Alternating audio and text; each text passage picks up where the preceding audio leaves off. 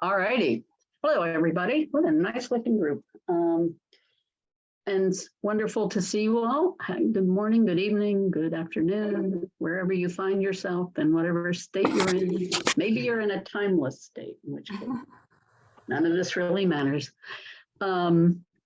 This is the first series of our 2023 Reimagining Dementia, a Creative Coalition for Justice member gatherings. I'm Mary Fridley, for those of you who may not know me. I have the great good honor to be a founder and I currently lead and coordinator of the coalition, together with many, well, really together with all of you and certainly with the steering committee members who've joined us today.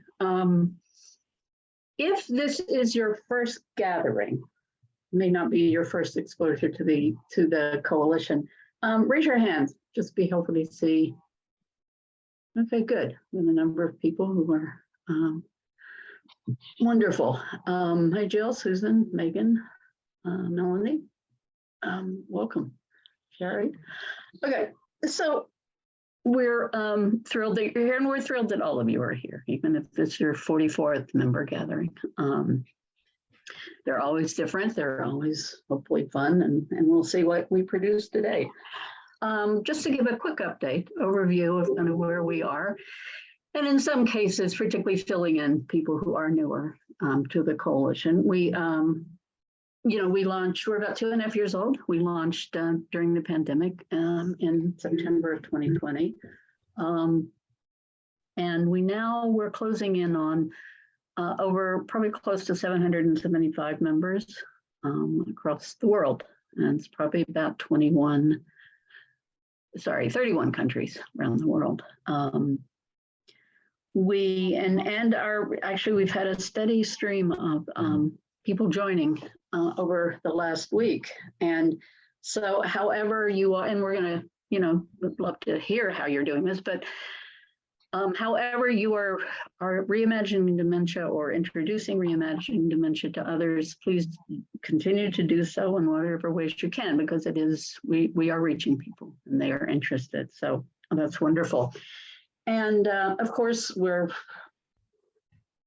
grateful that people over the last 2.5 years have said, yes, we think this is at least important enough to join and to be a part of. But obviously, as we've spoken about before, we've never viewed this as a numbers game. Maybe one day we will have 5 million members, but in which case, probably it's a case we will no longer be needed, because if the conditions are there for the coalition to grow to 5 million members, we've had an impact, and which would be wonderful. And in a way, my perspective on organizations is you want to put yourself out of business, actually. And so I truly hope one day the coalition puts ourselves out of business. That would be a great thing. But in the meantime, since we are in business, I wanted to share just some of, because it's, since it's not a numbers game, we are now, and I think this will be a particular focus for 2023, we are always looking to create new kinds of partnerships, alliances, collaborations, conversations, and that continues to happen. So just briefly, some of the highlights. In Canada, one of our members, Catherine Livingstone, is creating a series about dementia, directed primarily, though not exclusively, toward faith communities. And reaching those communities. And we had the honor, she invited us to participate and is leading off the video series with a conversation about reimagining dementia as a way to frame then all that follows. So we're thrilled about that.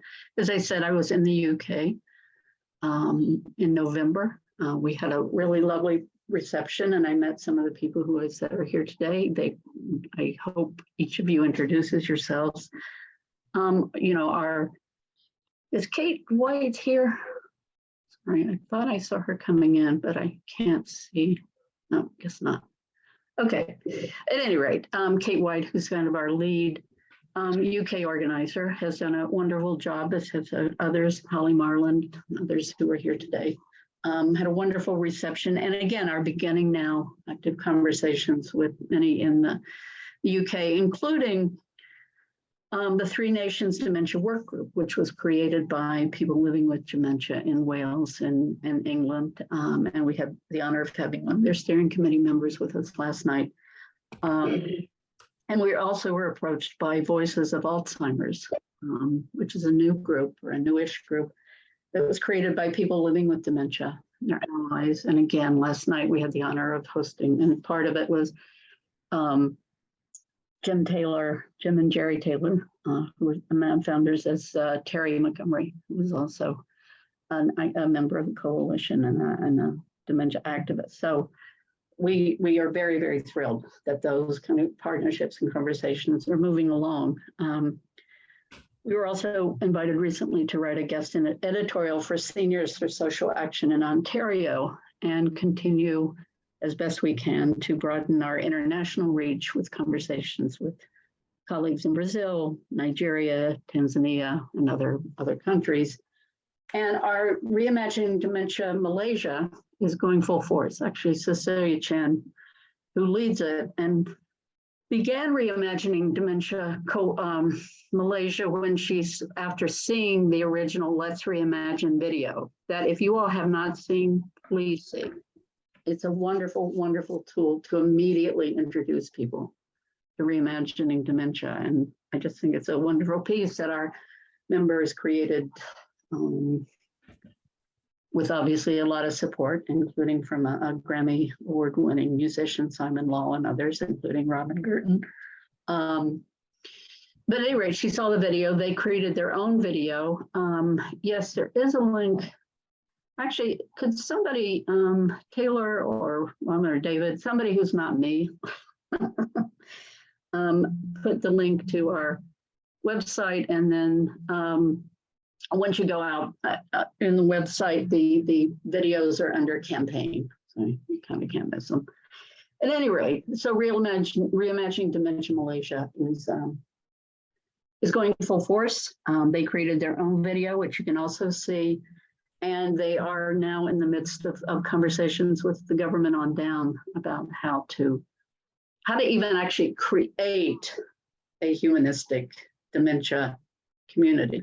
That they have a lot of challenges ahead, but Cecilia's a dynamo and has written a couple of, I think, wonderful pieces lately that I would urge everyone to read. They're also on the website under either member contributions, probably media. We have a whole media section of interviews, so please check that out as well, because it's also a kind of to me, it shows that we can take this out.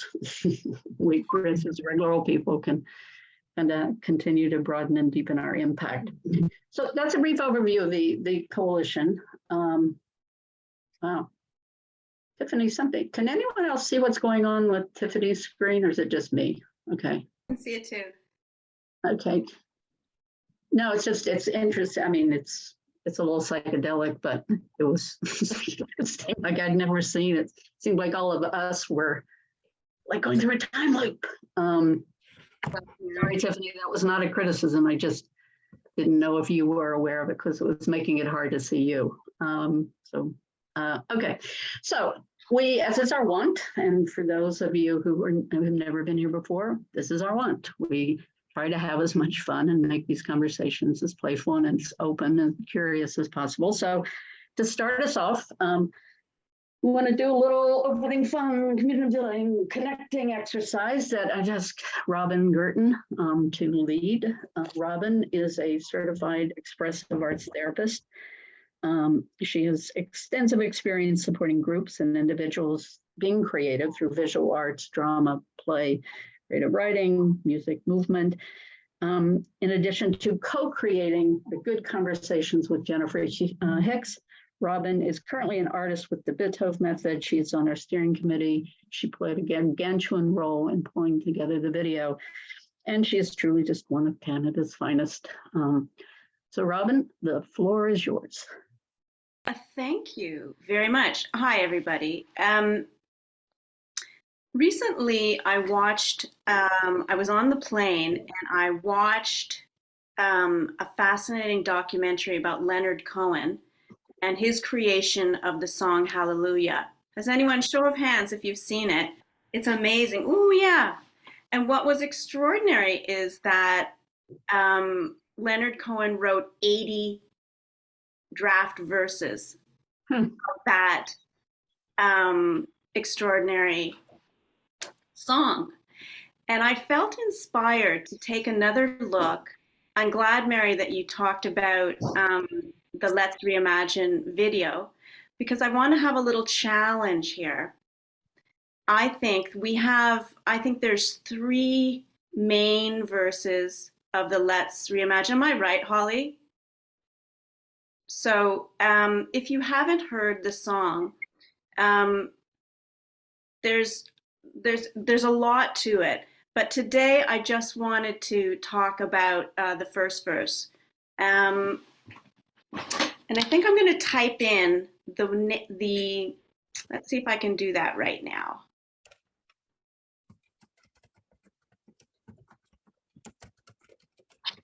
So the words of the first verse, and we'll talk about how the song goes in 1 second. You and I are like trees in a forest. And what we did as songwriters was we wanted to ask people to not feel so isolated in their experience of dementia, in whatever relationship you have with dementia. So you and I are like trees in a forest. You and I are like trees in a forest.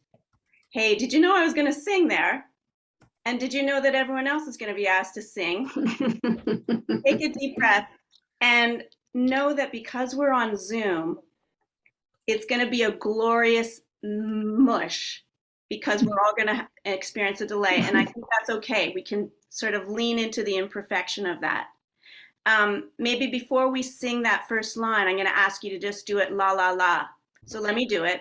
La la la la la la la la la la.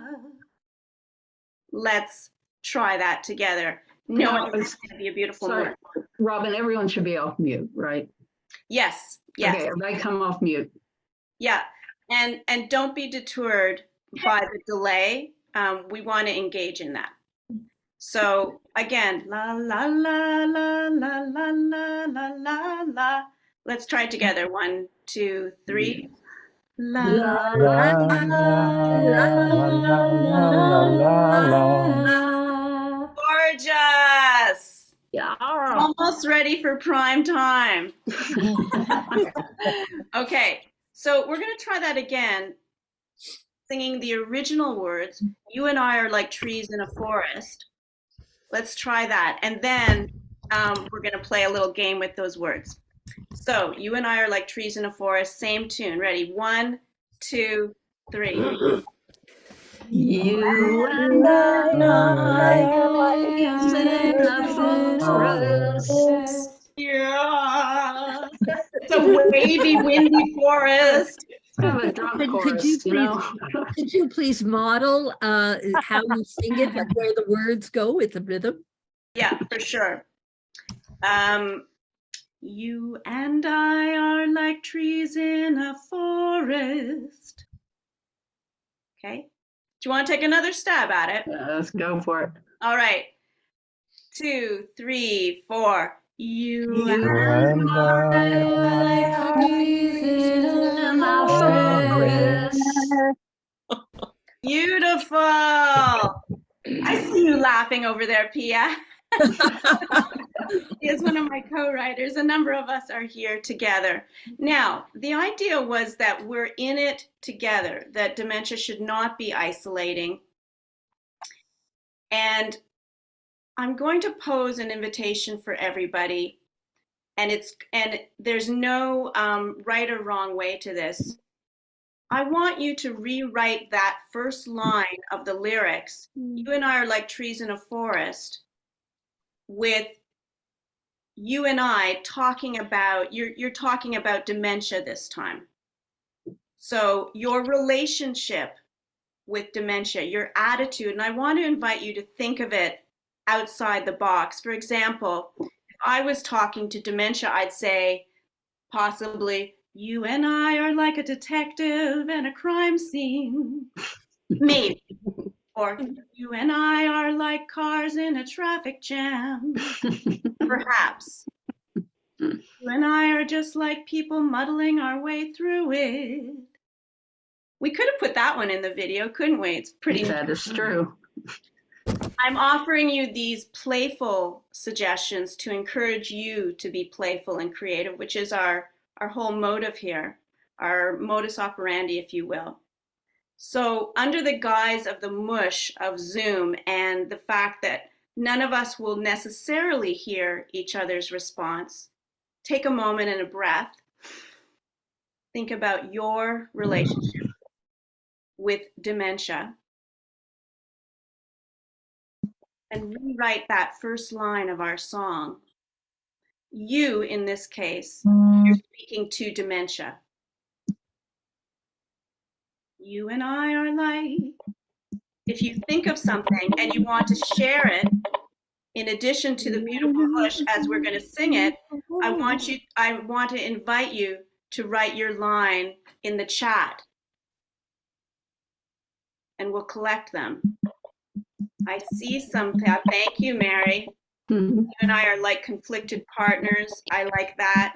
You and I are like peanut butter and jelly. Wow, you and I are uncomfortable bedfellows. Yeah. You and I are learning about each other. Oh, these are beautiful, everybody. You and I are like an awkward couple dancing. You and I are walking the same path. You and I are searching for hope. Wow. Notes of a song, exploring in the fog. Yeah. Gorgeous, everybody. Let's try to sing our own particular response together and have that imperfect, perfectly imperfect meshing of the song coming together. So again, your new lyric, sing it out together at the count of 3. Ready? 1, 2, 3. You and I like conflicts. Pretty. It is amazing to flip the lyric and think about it in a different way, which is, I think, back to my introduction, what Leonard Cohen was doing, playing with all the different combinations and permutations. And this has been an experiential exercise in what Reimagining Dementia, the Coalition, is all about. Thank you, everybody. I'm going to collect your responses. Thank you very much. No. Now we have like so many more songs. Yeah. This is great. Thank you very much. All right. I'm going to let you all know something, which is I completely revamped what I thought we were going to do today. So, which always makes me anxious because, you know, we all like to think that we're in control. Should be on top of everything, right? In control. So I am asking for your enthusiastic participation in making sure this doesn't fall flat on its face. But to open, I'm just going to share a few thoughts, and then actually, hopefully in not too long, when I finish, I'll share what the shifts are, but and kind of we can all be improvisational together. But I'm so touched by that exercise. I just love it. And just all the things you can play with in life. But on a perhaps a little bit more solemn note, I ran across 2 quotes that just kind of hit me as I was thinking about what I wanted to just briefly share today. One is a quote by Krishnamurti. It just says, "It is no measure of health to be well adjusted to a profoundly sick society." Yeah. Which reminds me of I don't know if many of you are familiar with Martin Luther, since it was Martin Luther King Day here in the States on Monday. Is very famous. He made a talk before psychologists, and one of the things he spoke about was maladjustment. being a, like something that psychology is very concerned with. But he said, actually, there are things that I am very proud and will always be maladjusted to. And all the and we could all name our own. In fact, if you want to write in the chat as we go along, all the things you're proud to not be adjusted to, feel free. It's actually a wonderful emotional exercise. And then a second is a quote that actually some of you may have read. She wrote it during the pandemic, but it's the Indian author Arundhati Roy. She said, historically, pandemics have forced humans to break with the past and imagine their world anew. This one is no different. It is a portal, a gateway between one world and the next. We can choose to walk through it, dragging the carcasses of our prejudice and hatred, our avarice, our data banks, and dead ideas and practices behind us. Or we can walk through lightly, with little luggage, ready to imagine another world and ready to fight for it. And and the first time I read it, I just was so inspired. And the second time, and the third time, and the 55th time I've read it, yeah, it resonates so deeply, in part because, it's funny, as painful it is to admit, sometimes we live in a very sick society. And so many people are being hurt, people living with dementia, so many others, and badly hurt. And so for me, that's always why I'm so passionate about supporting us to go beyond what Roy called dead ideas and practices. They're not getting us to where we need to be. They're not helping us do better. And I even mean the most, if you will, enlightened of practice. I'm not talking about just the bad practices that we all know about, but overall, we just don't have what we need to move forward as a world, and certainly move forward significantly in impacting on how dementia is being related to. And I think that it speaks to me in part because I think that if we're going to do better, then we have to kind of do whatever is possible, including our feelings about it. We have to create new practices, new ideas, new ways of doing family, new ways of healing, new ways of being intimate, new ways of helping each other across the board. And and I just mean all of us, ordinary people, regular old folks, are the ones who are going to do that. Maybe we can, maybe we can't. It's not a promise. I just think I feel very passionately as we do at the coalition that we're the ones who are going to do it. And because I think that one of the new ways that I feel particularly strongly about is as a way of engaging the ugliness of the world is by creating community. I mean, I'm a longtime community builder, and I know, and I think community is something so many of us are looking for. But in this case, what I mean, and again, I'm speaking personally, I'm not asking or expecting everyone to agree, but I think when I'm talking about creating community, it's community not as a haven, not as a place to hide or kind of get away from the sadness and the pain and the ugliness. It's here.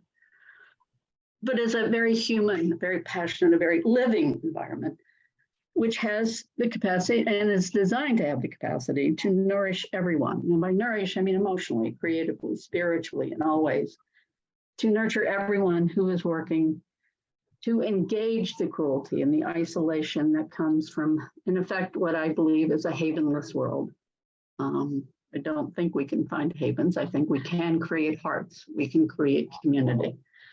And I think I'm very proud of the coalition and so many other of the work that we're all doing as a very powerful heart. In my remarks that I made at the reception in the UK, I shared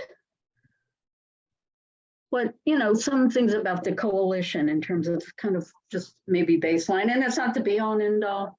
Read our website, there's much more to say about the totality of what we're doing. But I do think that in addition to creating community and creating obviously as diverse and inclusive and welcoming community as we humanly can, but one that, so we're always going to face people. We're going to face communities. We're going to face regular old people because, again, even from the moment the coalition began, it was our strong belief that we had to do it from the bottom up, from the grassroots up. We're independent financially. We're independent of certainly government and other constraints. Not critical of others who are doing it differently, but this is the path that we've chosen because I think it gives us the leeway to be as creative and as possibly, as Peter said, controversial as we need to be as we move forward. We will always lead with creativity. And by that, we certainly includes support for the arts, theater, music, all the things that so many of us love and are nourished by, and some of us are lucky enough to be professionally skilled at. But by creativity, I also mean just our very ordinary human capacity. We create, we are creators. So I'd like to ask everyone to just hold up an object. I don't care what it is, just an object. There's my nasal spray. An object, anything, okay. So it's just mostly to point out who made and created all the things we're holding up. People did. Everything is created by people. It's designed, it's built, it's put together, it's changed. No one else did that. So we create everything, including, ironically, a kind of a crappy world. But nevertheless, the good news for me is if we create it, we can uncreate it. We can recreate it, we can reimagine it. So that's really what I mean by creativity. It embraces all of these wonderful, like I said, the particular ways it's expressed through music, arts, but it's not, I'm not reducing it to that. It's not something confined to people who happen to know how to sing or dance. We all are creative. We'll hopefully continue to discover what we can do together. And then the last thing I said, and then we'll lead into the broader conversation, is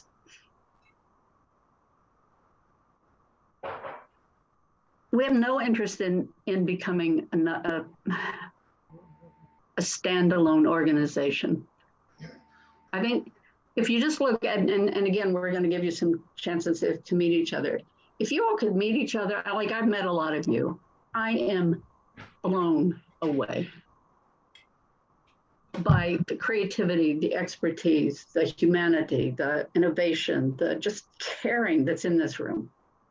It is magnificent. I think overall it's underutilized, but it's magnificent. So we don't need to duplicate efforts.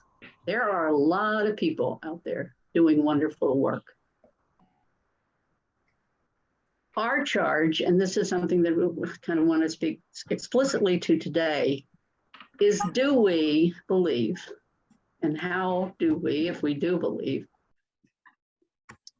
that we can leverage our collective resources and capacities and bring this out to a much broader, to the much broader community, to kind of, if you move outside of our organizations, to impact on every aspect of dementia policy practice.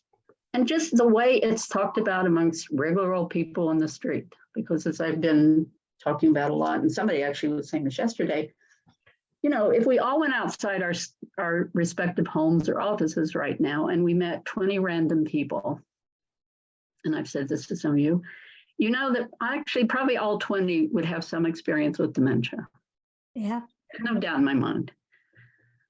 Maybe they don't think about it, but they do. And yet, dementia writ large, and this is, I'm taking responsibility for this, it's not there is just such an overwhelming cone of silence around dementia. It's just not a part of our day-to-day conversations, except if you happen to be touched by it immediately, perhaps. But even then, often it becomes immediately isolating. So I want to personally, I want to break through that because I think I'm not a historian, but I have been an organizer for a long time, and I feel confident in saying there are no social change, social transformation, whatever word you want to use, movements in this world over the last time, since time began and we started being active in that way, that have succeeded without winning over the hearts and minds of regular people. That was true of civil rights, that was true of poverty, that was true of AIDS, that was true of just so many, and all of you could name more. So I want everybody to be involved in whatever ways we want to go outside of, and since our immediate community, and can we creatively involve in fun, hopefully fun, creative, interesting ways, just everybody. So that's kind of what we're playing with, even as there are other things that we're talking about. We remain interested in particularly, and some of us are working on this, and if you would like to be involved, fine, but kind of how can we creatively impact on our relationship with the healthcare community, and particularly the experience people living with dementia have at the point of diagnosis, but one that just continues to be an inept model. We're really dealing with dementia in a way that supports people to grow. So, but really our kind of charge is, can we now do some leveraging, and what would that look like, and what can we all contribute to it? So the change is, we were going to have people, and we would still love for people to introduce yourselves. And if you go, and maybe I can, yeah, I'll just post it again. I sent out, and we have this I am kind of poem template that I just put back up in chat. I know we had invited some people, and you're still welcome to use it by way of introducing yourself. But I would love you all to have the experience I have, which is getting to know each other and just all that we are creating. But to do it in a way that frames it with how can we then how can we do more with that? How do we want to come together? What might that look like? Who do you want to work with? How does that fit into what you're doing? And maybe you say you don't want to. That's fine. It's not a test or something. But I think if we're going to move ahead with what's, I think, a fairly ambitious plan for 2023, it's just very important to check in with each other and get to know each other and continue to get to know what we have to work with. So the changes, I just want to open it up to create the conversation. There are people here far better than I am, and I freely admit, I try to admit my weaknesses whenever possible. I'm much more comfortable leading wide open conversations. If you are a fan of structure, don't hire me to lead your meetings. That's all I can say. There really are much better people, and I will recommend you to them to you. But to begin with, I thought maybe we could ask, and then I think Barb, you had an I am poem you wanted to share, right? Is that true? I don't know that I'd call it a poem. That's okay. But I'm just gonna. So now that you've shared your thoughts, Mary, my mind is going in other directions that sort of share away. Don't hold to the thoughts I had earlier. But so it's great to be here with everybody. I'm Barb White. I'm a retired librarian, recently retired. I'm also the lead for Dementia Friendly Summit County, which is in Northeast Ohio. So I'm coming to you from my adopted state of Ohio. I do some work with Ohio Council for Cognitive Health and also Dementia Action Alliance. But all of that to say, first of all, if you're talking about who creates what, I am the creation of Lester and Evelyn Melnick, both of whom who have passed, but both of whom lived with dementia, could and should have lived better with dementia. And so that's part of what brings me to this, but also my professional work has brought me to this. I've also done quite a bit with Play and also with Open Studio. Kind of my work is on two ends of the spectrum, one very much in early childhood and also in dementia space and living well with dementia.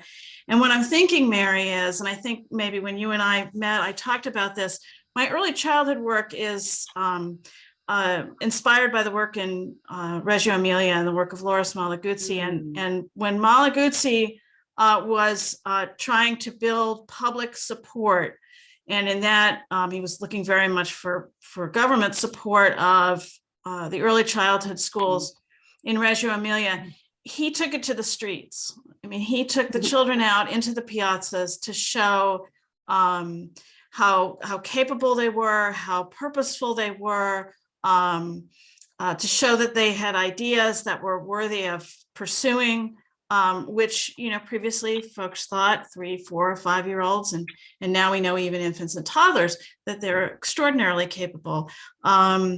But he literally took them out into the streets, into public places. And when we talk about inclusion for adults with differing abilities, which is also some of the work I've done, we talk about in libraries having groups, you know, ensuring that people are on the public floor, not in a meeting room somewhere. And so, because no one should be surprised to walk into a public library and see folks of all abilities and all ages and all everything. And so this is my rambling, fumfering, saying, I'm just wondering how we take it to the streets. And that's what my mind is thinking about right now. Thank you.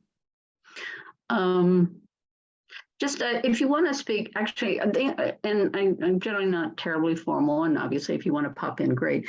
But maybe the raising hands is helpful just because, one, it moves people, and since we're a 2-screen meeting, then both I can see them and then you can see whoever. So I think if you want to share, you know, just raise your hand. Again, given that we would like to create a conversation amongst us, if you want to jump in and respond, fine. But so Myrna, take it away.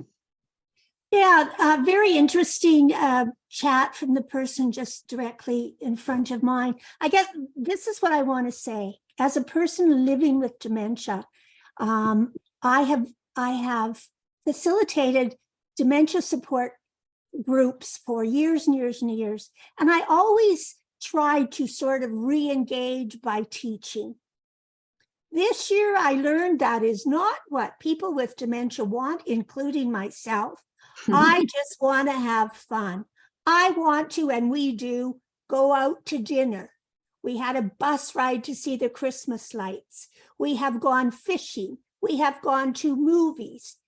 People just want to be whatever quote unquote normal is. We just want to be out there and having a good time. And the other thing that's vital to me is too many people that are heading organizations get so, and I can speak for myself too, get so wound up in the organization, we forget why we're there. And I think we all need to sort of relook. When I was doing, I'll be very brief, when I was at one of my meetings last week with my people, I went out of the room to get a coffee and I ran into somebody who was doing a paid teaching group for like $40 an hour. And she had some people with dementia and she came out and she was frustrated and she said, I don't even care. You're like, this is just stupid. Those people don't get it anyway at all. And I'm a person living with dementia, and I am hearing a professional with lots of letters behind her back saying that. And that is not okay. And we must weed those people out, and we must not be so involved in the politics of the organization, but what we're really trying to do. Thank you, Myrna. Actually, that was one of the most wonderful. You just gave me another reason for why to face the community. It might be messier, but as we saw with Robin's exercise, it's a lot of fun. Casey. Hello, hi everybody. I'm new to the group, so thank you for having me. I'm an art therapist who's previously worked in long-term care for a few years all through the pandemic. So I saw a lot of what we were talking about, and especially, Myrna, what you were saying about kind of losing sight in the organization with all these regulations and stuff like that. So I ended up kind of leaving, hoping to do more community work. So this conversation that we're having is, I think, so important right now, because I think the policies in long-term care got really, became much more of a focus, and the people kind of got lost along the way. And I think that as we think about moving into like the community-based things, it's like, how can we create fun spaces where people that are welcoming and engaging to all people of all cognitive abilities who want to participate. I think that's how we break down stigma in a big way, is we make opportunities for connection across all areas of living, all cognitive levels, all of these things. So that's something I'm just thinking about for sure too.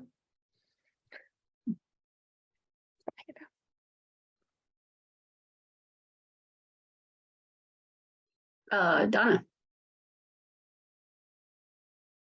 You're on mute, Donna. Thank you. I just filled out that little questionnaire Oh, and wanted to share. sure. So Love to. I'm Donna Newman Bluestein. I'm a member of the coalition because networking and creating community is how to make an impact. I am a dance movement therapist, and I've worked with people who have cognitive challenges for over 40 years. I'm passionate about dancing with people living with dementia and about changing the narrative. And going back to what you said earlier, Mary, I think the values in the society that I live in are upside down. And part of the way I get to address that is by addressing this. It's like one feeds the other, so that's why I want to change the narrative so that life is better for all of us. I am reimagining dementia by, first of all, dancing with people who live with dementia and their care partners, by initiating a memory cafe at the library in my town, bringing it into public spaces. It's a slow go, let me say, but people really, there's so much stigma and so much resistance, but giving talks about what dementia is and what it isn't. And I'm attempting to write a book. And one of the things I'm writing about is, why does it matter? What does matter? So that's one of the ways. And I created greeting cards for sale by people living with dementia through the Dementia Action Alliance. So they're beautiful. And in addition to being beautiful, on the back, they have a little 1-line or 2-line artist statements. And let's see, one of my favorites is, okay, never mind, I can't find it. It's okay. Here it is. Here it is. So this is by Bob Wood, who has recently passed, sadly. He wrote, he's always loved life with his family. He attempts to find the best in everybody and everything. He loves trying new things. This painting is the result of his first experience with watercolors. He and his wife would enjoy their next life as flowers together. He just happened to be in his 10th year living with Alzheimer's, and now he's free to become a flower with his wife. Wonderful. Thank you. And somebody was asking how to get the cards. Why don't you, if you want, share in the share a link in the, and also since there's so many new people and you all don't know each other, everyone should share your links, and then we can put them together. And when we send out the follow-up, then at least people have a way to know that who each other are, and hopefully you can connect. And if you want to include your emails, whatever you want, happy to. And I'm thinking about also sending out a list of people who participated, so that if you all want to get in touch with each other, you can. I don't have to coordinate everything. Oh, Nancy, you're here. Hello. I think assume that's my friend. But I was thinking about what you were saying, Donna, and somebody just said, I love the idea of a fun campaign. I think there's many reasons, and I don't want to deny social, political, and that just people can just sometimes be mean and jerky. But I really do believe that part of the reason people aren't comfortable around dementia is in our lives, we don't know how to have fun. Don't know how to create it. And I really do. I think that and then we do it just because when we're serious and all that brings into it, then in my mind, it's not a context in for actually engaging in a wonderfully creative, fun activity that I think dementia allows people to do. I think it's a shame that I would love to just convince the world that we would just be so better off if we could learn how to be with people living. I think we have a lot to offer to the world. That's why I want to bring this out. It's not just, oh, let's feel bad for these people. We have a lot to freaking offer you because everyone needs to be more creative and have more fun in our lives in this moment. Isn't it a fun moment? I don't know how you are feeling, but I sometimes feel so sad. I just can barely move. So it's not, it's not natural. We gotta produce some new kinds of things. Kate, sorry, I didn't see you before. I mentioned your name. Yes, and we are saving the chat for participants. Hello, sorry I was a bit late. Somehow I didn't connect up. Anyway, I wanted to say about the creativity and the fun, and of course, those of you who know me living in London, and my partner John, his photo is here. He died 18 months ago, but I tell you, we had such fun, living. And the sadness as well. I mean, it's not about cancelling things out. It's just saying it's yes and I think there are some people who met him here, like Julian, who will attest to the sort of joy that people can bring when we incorporate and enliven environments and communities where people are welcome with their partners or people in their families who have dementia, and kind of just find a way to be together. And I think I was talking to Mary last week about the sense of crisis here in the UK, and we just had a strike again today in our health service. And, I think it's a sense of terrible loss because we've had such an incredible social and health service system, which is being completely eroded. And well, hopefully it won't be completely, but it's being decimated. And of course, within that, one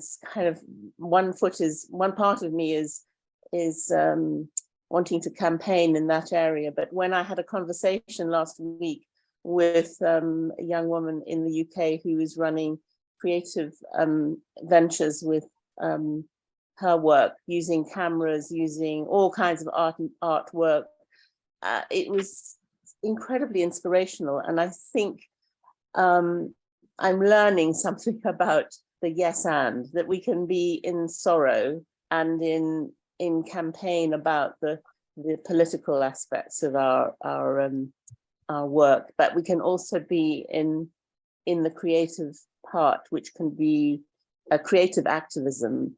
And many of you here will be involved in so many ways, but it's kind of it's something awakening in me that's encouraging and helping me to feel a bit more hopeful.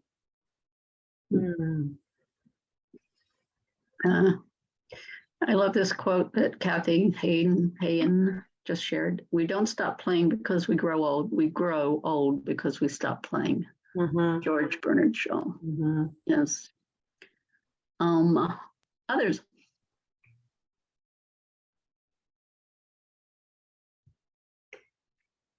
Don't be shy. Nancy has her hand up. Oh, sorry, I didn't see it. Nancy. Yes, I think, I think we spend a lot of time. My name is Nancy Nelson. I'm from Las Vegas. I was diagnosed in 2013, re-diagnosed in 2017. And so I have been living with the fallout of whatever I have. And I think we spend so much time thinking about the awfulness of it, and the tragedy of it all, that we don't take a moment to say, hey, it is this. So I'd like to just share a minute what a girlfriend and I have done. We're co-founded Dangle and Dot. So go on dangleanddot.com if you'd be so kind. Look at what we're doing. We're doing little PSA announcements. Yes, they're kind of fun and kind of goofy, but what it does do is it takes you out of, and I have those moments where a couple days ago where I just thought, wow, this is so overwhelming. But we got to get out of that, and we do that by wonderful Mary and all the things that she brings to us. But as we're talking this morning, I'm excited to think that we're going to move from the how awful it is to wow, let's do go out in front of people and look a little goofy maybe, or speak a little funny, or it's all good. It's all good. And I've had friends do it to me. I'm sure we all have. I mean, we could talk about the awful part, but there is the fun part. And I just wanted to say, it's a pleasure to be with Reimagining Dementia and following a line that says, hey, let's look beyond where we're standing some days. And so I'm for it 100%, and I look goofy. That's just so funny. I'm out there, people are laughing at me, and I'm saying, hey, okay, it's all right. It's okay. So anyway, just share. Thank you for allowing. No, please. Our pleasure. Yay, let's be silly. Well, no, it's actually, I really support that, because I think I think one of the biggest reasons often these kinds of things don't work is because we're not willing to be silly and appear foolish. And what we're trying to do is a foolish activity. That's what it is. Who thinks they can transform the conversation about dementia? Well, there are pretty powerful forces in play here. It's not like, I'm not doing a politics lesson, but my God, this is a foolish endeavor. So I am so proud that all of you are willing to join it. Gila, right? Gila, yes. Gila, right, Havana Gila, that's right. We had that whole conversation. And then Jessica. Thanks, Mary. I'm here in Toronto, Canada, and I knew nothing about this particular group. I was trying to reimagine aging, but dementia has certainly been a part of it. My husband and I were playmates all the decades we were together. And that's basically what we were. But, when you're normal, you're always coming from a different planet. I mean, whoever at whatever stage of life they're at, it's like we are in our different worlds. Look at your best friend. I mean, how you feel one way about something, and where are they coming from? It's like Mars. And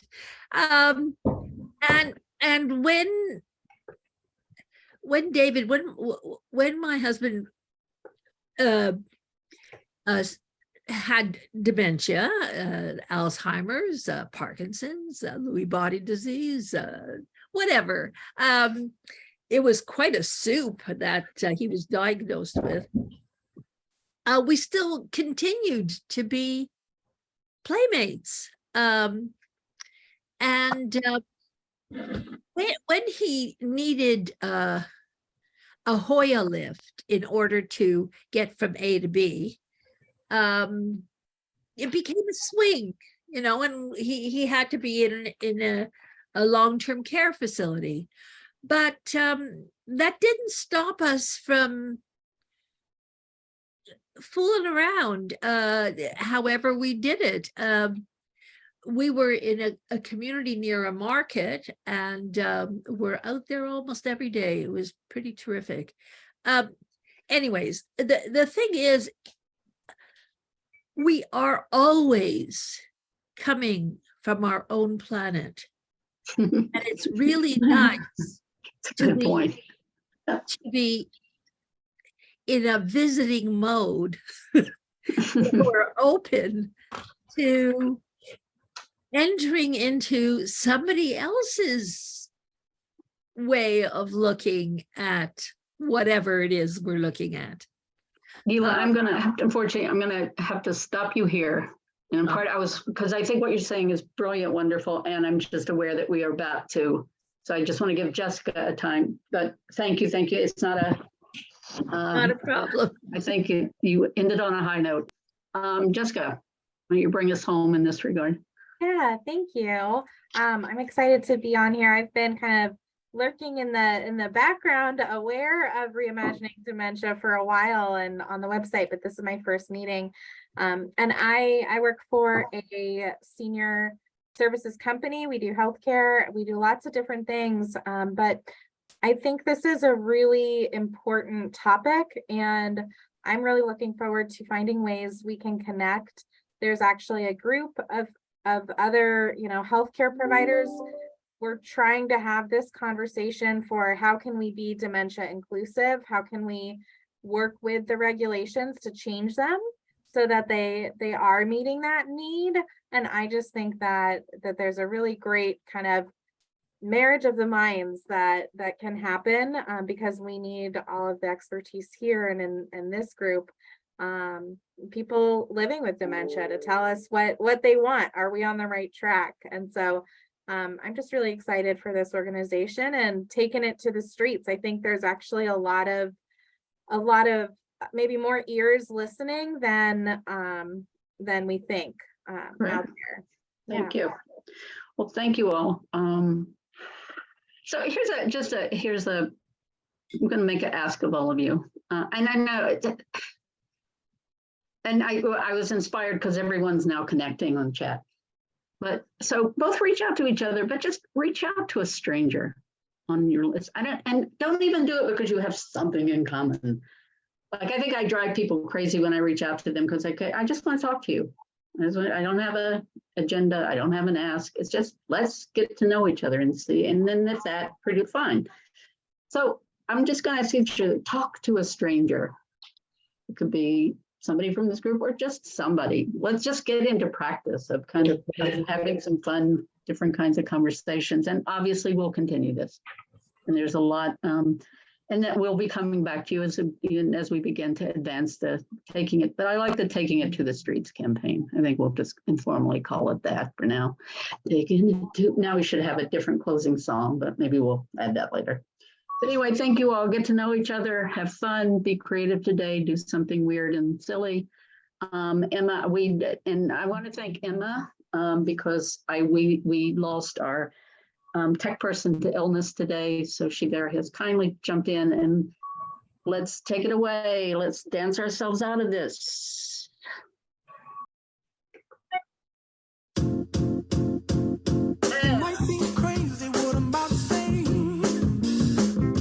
And everybody dance. This will be maybe the last time you get to dance today. Come on. Show us your best moves. I sometimes feel like I dance like it was the 1960s.